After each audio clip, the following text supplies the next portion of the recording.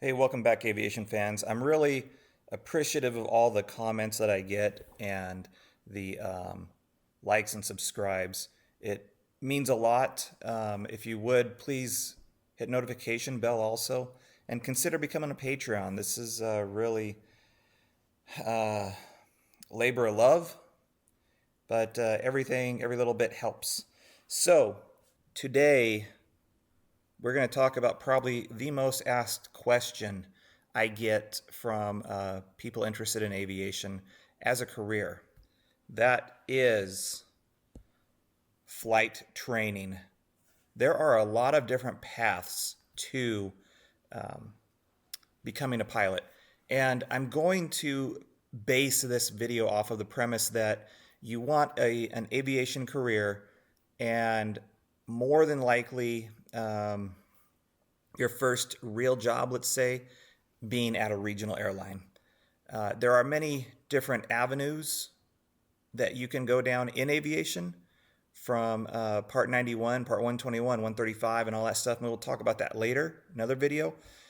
But this is really to get you to that first job. So there are a couple ways that you can become a pilot: cheap and slow, or expensive and fast.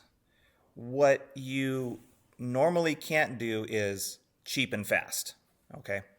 Now, there are exceptions to that. Maybe you're lucky enough to own an airplane or know somebody who has an airplane and they'll let you use it for free or just for the cost of gas. I'm not talking about those kinds of situations. Those are more rare. So when I say cheap and slow, I mean that you can piece together your training on a non-accelerated timeline. Okay, you can find the cheapest instructor, which isn't always the best. You can find the cheapest airplane, which is not always the best. But it's going to take you more time to do it that way. You can do it on the weekends as you have spare money and spare change and spare time. It will be a lot cheaper. Or you can do it expensive and quickly. You can pay some schools upwards of $80, $90, $100,000 upfront, and they will get you done in 90 days from zero to hero. Those programs have their benefits. They also have their detractors, and it's up to you how you want to go about doing this. I know people who have done it both ways, and you know what? They both have extremely legitimate reasons for how they did it. The person working a full-time job doing flight training on the weekend is more going to be your cheap and slow route. The young kid straight out of high school who wants to get to the airlines as quickly as possible because seniority is life is probably more inclined to do it expensive but fast. Okay? So, how do we get there? 3 routes. The FARs, the Federal Aviation Regulations, is what aviation lives by. There are a couple different routes, Part 61 and Part 141, and then there's college.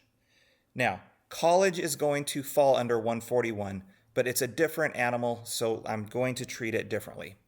First of all, Part 61. When we say part, we mean that's section or chapter or whatever you want to call it. Part 61. That's the first area that let's talk about. Now I'll get my slides in order. Okay, Part 61. This is going to be at your pace. So, oops. Let me do this. I'm going to write own pace. What does that mean? That means you show up at the airport, you schedule a lesson, and then you either schedule another lesson when that one is finished, or you go away for a couple days, a week, a month, whatever, and then you come back. Okay? There is no set schedule. There is no set flow or program, lesson plan to follow. If you need more time, then You can take more time on any task or any principle, all right? You don't have to um, pass a stage check, let's say, before moving on to the next advanced level. So it's your own pace. We can also write timeline, whatever you want to call it. Um, it offers the most flexibility, okay? There's no records kept necessarily. There can be, but there's no real records kept. It's you showing up willy nilly and taking lessons however you want to. Okay, so the next way is called, falls under part 141. This is structured. So I'm going to write structure. I'm going to write stages. And I'm going to write, let's call it mock check rides. Part 141 is more formal, okay? It starts with a basic foundation of lesson 1, okay? And then you're taught lesson 1. And then the next time is lesson 2, and then lesson 3. There might be a quiz or a test along the way to ensure that you're learning this stuff properly. It's taught in stages. I use the word stages because you'll take stage checks or a mock check ride. So before you go to be recommended for a check ride with an examiner, your instructor or another instructor is going to conduct a mock check ride to make sure you're ready. That's not to say you can't do that under Part 61 also, but in order to progress through the 141 program, you do need to pass the stage checks. So it's a way of the school ensuring that they're not sending you forward unless you're ready. Part 141 can be a little more expensive. You cannot progress as, well, let me see. You can take the lessons as quickly as you want to typically. So if you want to schedule day after day after day, no problem. But you need to go through the entire lesson plan and syllabus before you progress on to the next one. So if you come in with some prior knowledge of whatever, maybe you soloed in the past, well, guess what? You're still going to have to progress through those pre-solo lessons. You can't just jump ahead because you have this prior knowledge. So you need to check each block for the school. Might take a little more time, but for some people, they really like this route because it assures them that they're doing it to satisfaction. All right. Next route, let's say college. When I say college, I mean like either a 2 or a 4-year degree. Most people get a 4-year. So these are going to be your schools like Embry-Riddle Aeronautical University, University of North Dakota. Let's see, Kansas State University is another big one. There's a whole bunch of them out there. And they are all great programs. They all have great reputations.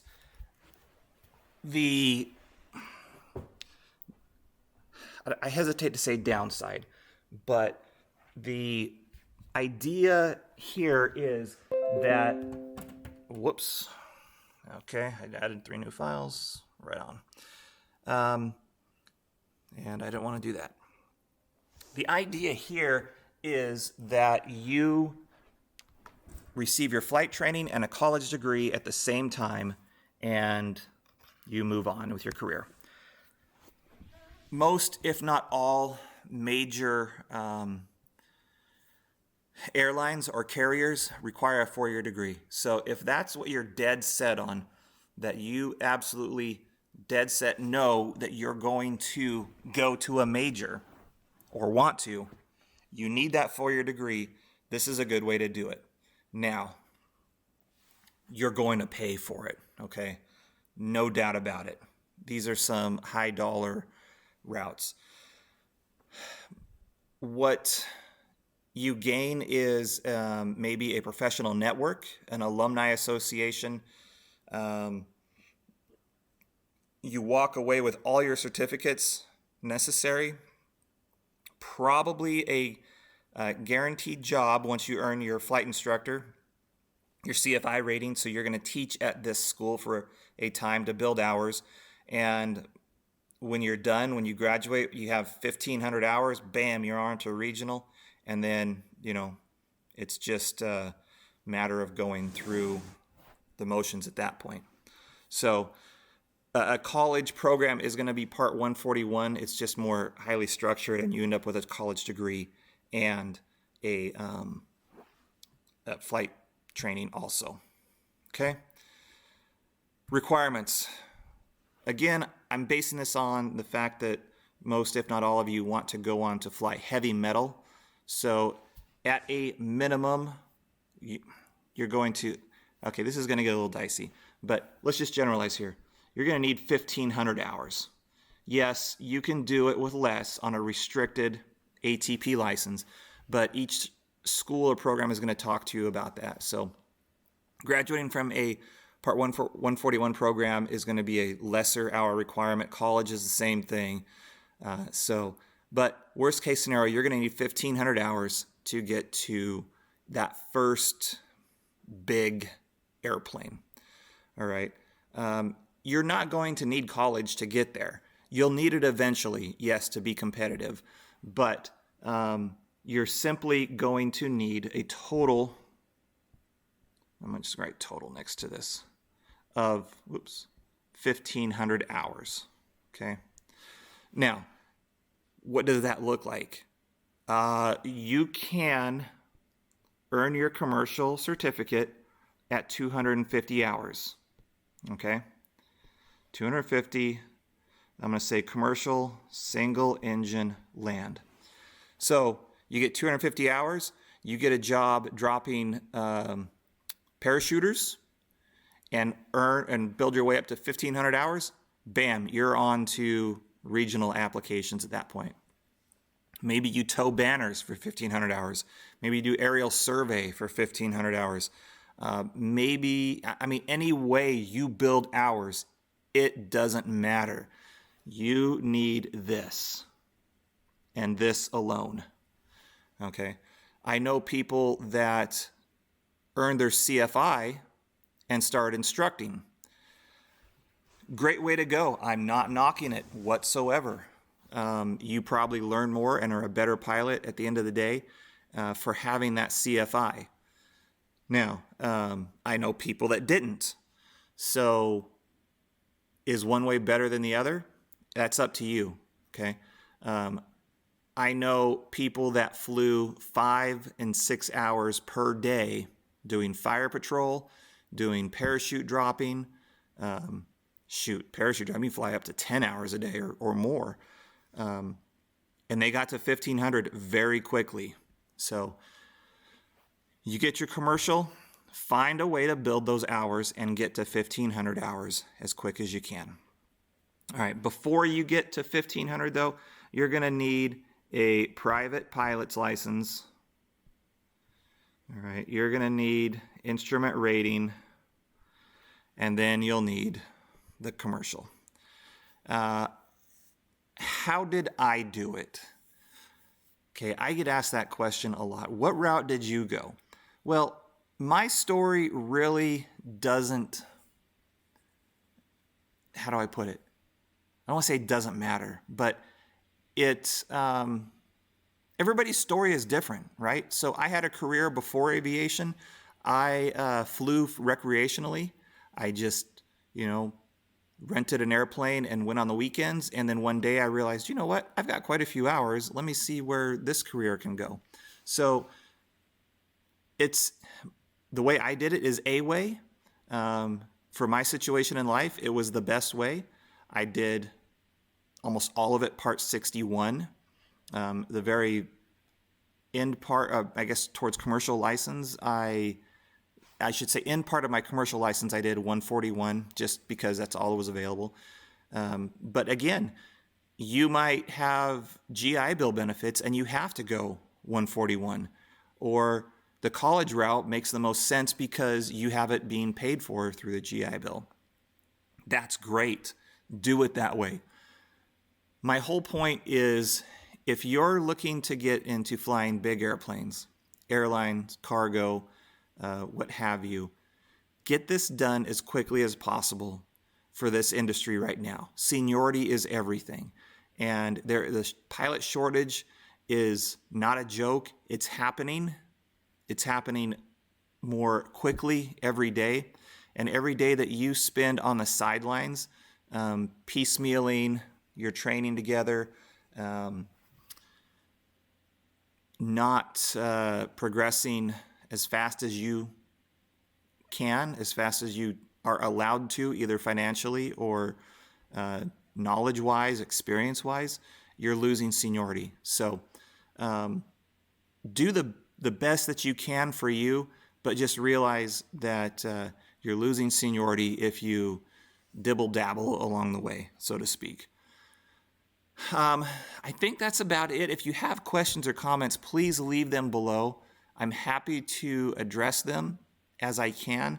If you have suggestions for another video or follow-up on this, please let me know. I would be happy to help out as much as I can and give you my advice.